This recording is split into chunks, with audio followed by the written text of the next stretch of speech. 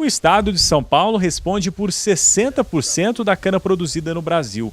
Somente a região de Ribeirão Preto é responsável por 60% da cana paulista. A plantação faz parte da paisagem e movimenta a economia de dezenas de cidades. O cultivo da cultura por aqui começou há muito tempo. Este é o antigo engenho central construído no início do século XX. Preservado, se tornou museu há 3 anos, para contar um pouco da história da cana nessa parte do país. Ele foi fundado em 1906 pelo rei do café, na época, que era o Francisco Schmidt, e ele traz para essa área aqui uma nova economia para diversificar da lavoura do café. Ele traz para cá equipamentos tecnológicos do final do século XIX, são equipamentos que vieram de vários países da Europa. Aqui está exatamente como o Francisco Schmidt deixou, tem pouquíssimas intervenções.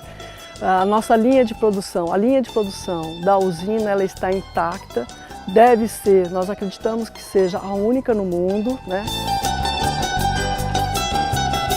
A equipe do Revista do Campo está aqui no museu para contar um pouco melhor esta história de mais de 100 anos da produção de açúcar aqui na região de Sertãozinho e Pontal. E quem vai nos acompanhar nessa visita, explicar os detalhes deste lugar é o Monitor Clark.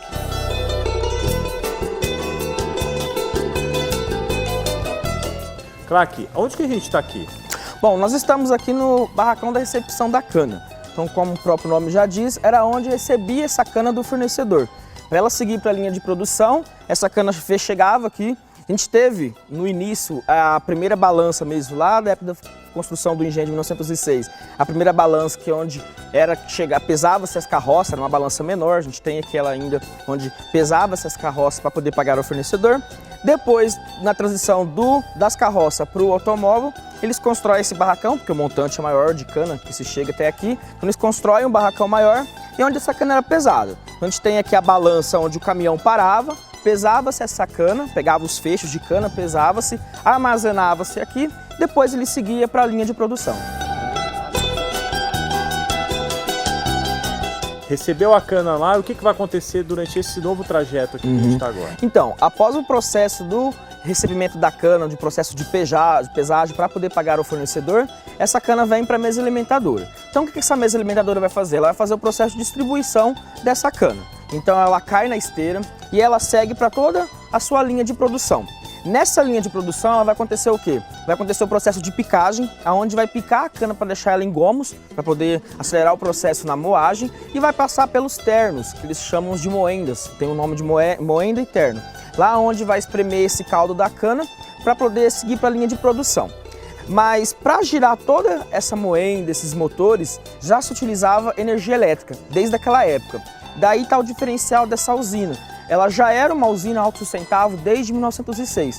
Ela utilizava o próprio bagaço da cana para queimar e desse processo de queimada da cana, eles produziam vapor. Era esse vapor que ia girar a energia elétrica para mover toda a linha de produção da usina mesmo.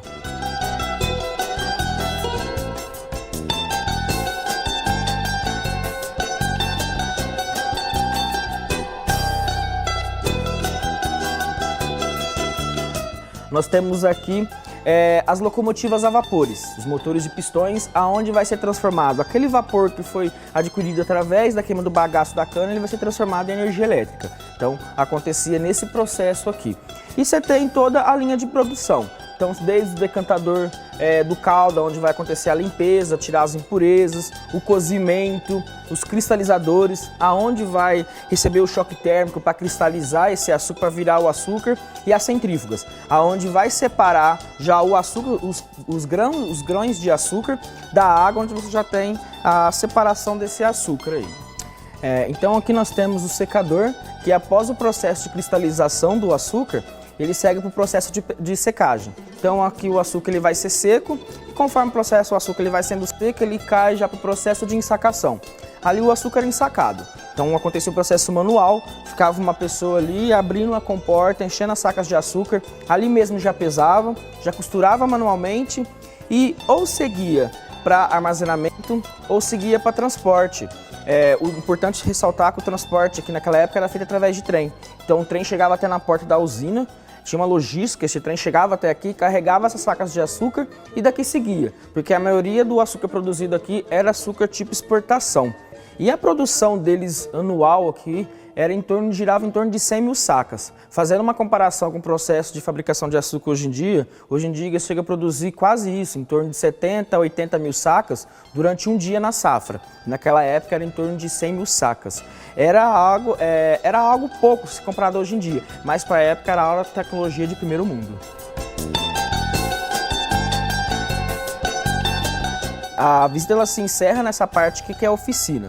Esse espaço ele era responsável para fazer a manutenção das peças aqui da usina. Porque quando quebrava uma peça dessa, como que eram peças vindas de fora, e aqui na região não tinha locais para vender outras peças ou arrumar, fazer conserto, ela realizava aqui mesmo. E que de uma forma ela acabou sendo responsável por essa questão sucroalcooleira de fabricação de peças de usinagem que é a nossa região hoje. Então várias pessoas que trabalhavam nessa oficina aqui, principalmente a cidade de Sertãozinho e Pontal, eles saíram daqui e foram montar suas empresas em Sertãozinho. Então esse local em si específico, a oficina, ela tem grande importância nessa questão da produção em si sucroalcooleira da nossa região. Para quem quiser vir conhecer o Museu da Cana, nós temos um site com um mapa de como se chega aqui, é muito fácil, é tranquilo.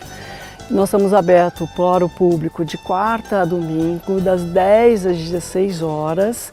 A entrada é gratuita, né? E os monitores estão o dia todo presente, disponível para fazer a monitoria para vocês.